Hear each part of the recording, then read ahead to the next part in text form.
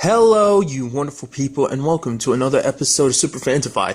This being a show where I talk about shows of the supernatural, fantasy, and or science fictional genre. For today's episode, I'm going to talk about the latest episode of 12 Monkeys. So in this episode, we have Jones doing something unprecedented. It's like, you knew she was going to do something because of the way she was acting at the end of the episode, just didn't know quite what that was. Well, apparently her plan was to send Cassie back to 2020 to kill her, Jones. Basically, she wants to undo everything they've done. Essentially saying it's her fault, everything's happened. David, her boyfriend, dying last episode. What happened to Ramsey's son? She's so heartbroken because, it's like he sacrificed himself and now, Ramsey lost his son. It's like she lost her little girl and she knows that pain, and she feels responsible for what happened to Ramsey's son. And it's like, that's not your fault. That was the witness 100%. And like I said, I don't feel too bad about it because, like I said, we already know he's still alive. And I'm telling you, with the way the situation is, the witness has to be Ramsey's son, because I feel like they're putting Ramsey in that position again where it's like, oh, you're trying to do the right thing for your son. Turns out your son's the one behind all this. Or maybe at the very least, he's important to the witness in some shape or form. Or maybe that scene has nothing to do with the witness. Maybe I'm 100% wrong and that was someone else that grabbed his hand. I don't know. I just think it's a little suspicious that out of anyone it took, Sam hostage, and it's just like, he never did anything. He just kept threatening Sam with the gun. So it's like I said, I feel like the whole point was to put Sam in that position to be hit by that, be sent off to whatever time he was sent off to.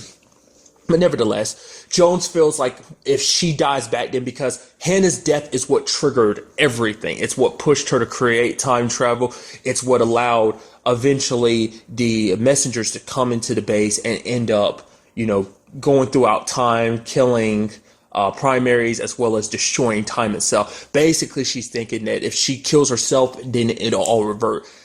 I mean, time travel's a little wonky in this series, so it's like, we kind of reached the point where it's like, you don't understand how time travel really works. Everyone in this show likes to think they do, but it's like, no, you turn around and you end up finding out, no, you don't know jack squad. So it's kind of like she doesn't know. Maybe doing what she's doing, it's going to make it worse. I mean, the reason why Cassie's going along with it is because she feels like she's responsible for it too. For everything that happened, the Ramsey's son to Jones' boyfriend is just like, she feels so responsible, so she wants to undo what she's done. And Cole's like, well, what about the freaking virus? It's like, well, maybe the virus was always meant to happen. It's like, because everyone's legitimately giving up hope. It's like, oh, we keep pushing forward in this fight and we're just continuously losing. There's no winning in this battle. So she goes back in time. We end up seeing Spearhead Dude again. The one Jones killed last season. That kind of got spoiled for me because I was looking up a thumbnail for last week's episode, and I ended up seeing a picture of him. I was like, oh, they're going to go to a time period where he's still alive, aren't they? That kind of already got a little spoiled for me. I wasn't even looking for it. It just came and popped up with what I was searching for, and I was like, oh, that sucks. I got it spoiled for me. But nevertheless, it was still kind of interesting. I didn't know what they were going to do with his character anyway, so I didn't really understand the context of it, so I was fine with it. Because I was kind of thinking, maybe, they mess with his mind a little bit, tell him, over from the future, tell him, oh, this is what happens to you, you die, blah, blah, blah, blah. I mean, this could have been a second chance to remedy the whole situation where Jones basically killed him because, it did seem like he might have found a cure for the current virus. But Jones was so dead set, there's already made so many sacrifices to, towards time travel that it's kind of there's no point in going backwards. I don't know. That was kind of I'm sure that's one of many mistakes she wished she could undo by, killing herself. And she's I guess in her mind, she never said it outright, but maybe she's thinking, if I die, maybe Spearhead will keep going on and then eventually find a cure for it. It's just she's just tired. This endless fight. She's nowhere closer to getting her little girl back and, fixing time and everything. So, but things don't work out the way they need to. Cassie ends up pulling the trigger. Time restarts it. And it's like, wait, what? Her and Cole meet up and they keep doing things, but the day keeps repeating. time is in a constant loop. It's like a very effed up Groundhog Day. And I say that because, at least Groundhog Day does a little, we can have some fun with it. Because it's like, nope, in this situation, it's like every time restarts, their nose start bleeding. You even see one point where like, Cole is just throwing up. They just like, there's so much pain. They look like they're just like, it looks like they're dying. I mean, because the fact of the matter is they are dying from it. Every time restarts, it's killing them a little bit. And I did love the fact that who they'd run into, obviously be Jennifer. Like, there was a point where Cassie was walking in the first time and she looked into that cell and there was someone with their back turned. I was like, that's going to be someone important, isn't it? Never crossed my mind it would be Jennifer. And she's like, hey, guys. I was like, wait, I got to see which version of you it is. If I say hyenas, does that mean anything to you? He's like, no. Okay, she's like, okay, I guess that hasn't happened for you yet. And there's that moment that they didn't come see her one time. And she's like, hey, where were you guys? I didn't see you yesterday. Jennifer is hands down one of my favorite parts of the show. I'm glad she has like a much bigger part in this season because she was just kind of like here and there in the first season. But I love that we kind of get a little, quote unquote, of her crazy. I mean, it's not her fault she's a little crazy. It's just part of being a primary. But yeah, it's just like no matter what they did, they tried different things, killing Jones. They even tried saving Hannah because we ended up finding out Hannah didn't die from the virus. That's what Jones was under the impression. Because at that facility, they had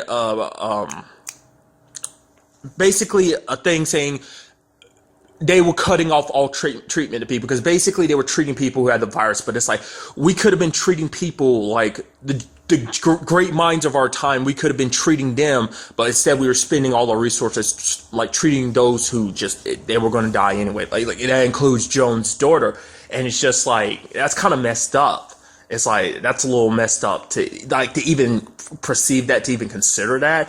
I guess that's one reason why Jones definitely didn't like him. That's another reason why she outright blames him for her daughter's death because he cut off like her treatment.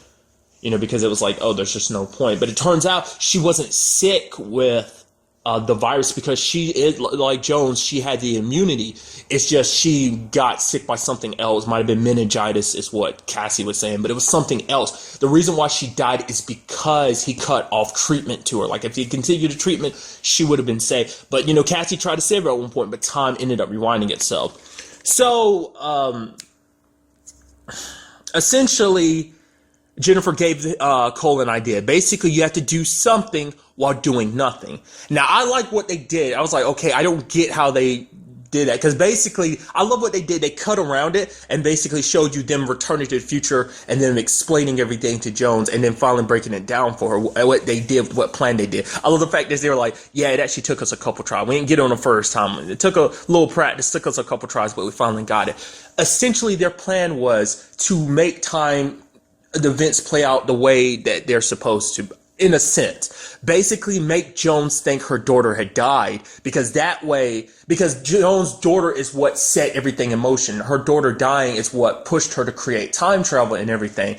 And it's like time doesn't want Jones dead and it doesn't want her path changed because it needs her to invent time. It's kind of like a concept of like, oh, so time is on our side. Like it does seem like time does kind of have its own like consciousness technically. I mean, because it seems like it does have one because it's acting through the primaries. But very interestingly enough, it leads to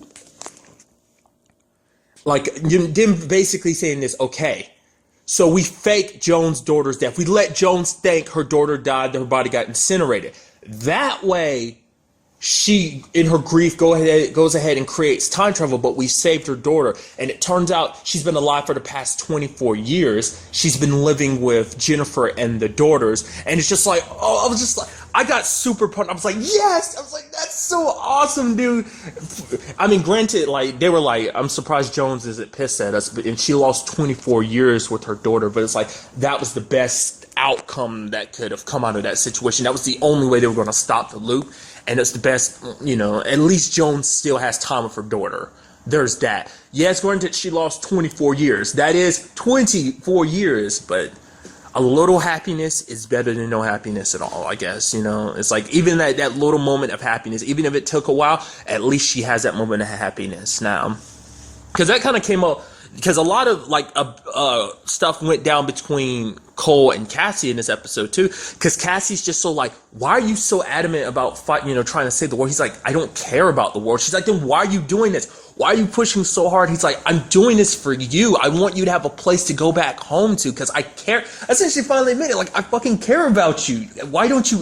I thought you realized that. Everything I've done has been to make sure that you survive. And because she also told him to stop beating himself up about what happened to her, because he was even apologizing. He's like, I wish I'd never came out on this mission. I wish I'd never like snuck into your car in 2013, because I basically ruined your life. She's like, I made my own choices. No one told me to go to that wait for you in that hotel room in 2015. I did that myself. Not hotel room, the hotel in 2015. That was that was my own choice. So don't stop blaming yourself for what happened to me. I made my choices, not you. But it's just like, everything he's done has been to make sure that she has a good life. He even told that story where he was basically like, oh, like there was a moment me and Ramsey came across these 5 dudes. They like had ammo crates basically unloaded on us and we survived. He's like, basically, one way you could look at it is be like, time was saying like, yo, it's not your time. So that's the reason why you survived. And he's like, oh, what's the other way? Or sometimes those are filled. Sometimes people know that those green crates are filled with blanks. And that kind of is just like, it's like he tried to be a little more optimistic in that sense. But sadly, Cassie didn't feel the same way, because like basically she distances herself from Cole, because she was essentially like, we can't do this. Like he's like, a little bit of happened. Like, even if we end up losing each other in the end of this, at least we tried, and that's worth something. But she's like, the losing part is what haunts you. And he's like, I can't do this. And it's like, even she wants to be with him and he wants to be with her, but it's just like, it's not the right opportune time. It's just like, because there's no telling how this war is going to end. And like, it might end with one of them not surviving, might end with neither one of them surviving. So, but then at the very end, we have Ramsey pointing a gun towards Cassie, basically a bullet for himself and a bullet for her. And basically she's like, okay, you have the right to be mad at me. It's my fault this all happened. But it's like, we can get your revenge. I don't know. I wish I could take the place for your son, but at least I can do is help you get your revenge. I know where the witness is. It's like he was in my mind. I was in his as well. And I saw, that city we saw last time, Titan. And it's like, oh, that's where he feels safe. Let's go after him. And then Ramsey had that gun up to her face. I was like, crap. I really wasn't afraid, because I wasn't sure if he'd actually pulled a trigger or not. It's like, you're going to be like, oh, there's no way he's going to kill her. It's like, honestly, I didn't know that gun was real close to her face, dude. I was like, don't pull the trigger. Don't pull the trigger. Okay, you didn't pull the trigger. Thank you. Thank you. But that was just a very interesting situation. Like, I'm very curious to see what goes down next episode, because like like I said, I want to give Sam the benefit of the doubt to not be the witness, but it's like, I don't know. And what's this whole Titan city? Like that's what I was thinking. Like it was supposed to, like I was thinking it was a city that didn't exist yet. I was thinking like, oh, it's a city that he plans on constructing kind of to be the centerfold once time is destroyed, that basically like, that it's going to be a sanctuary for everyone to live happy in this time, in this existence of no time, no life, and life but no death, just a constant state of existing of within like one moment or something like that. I don't know.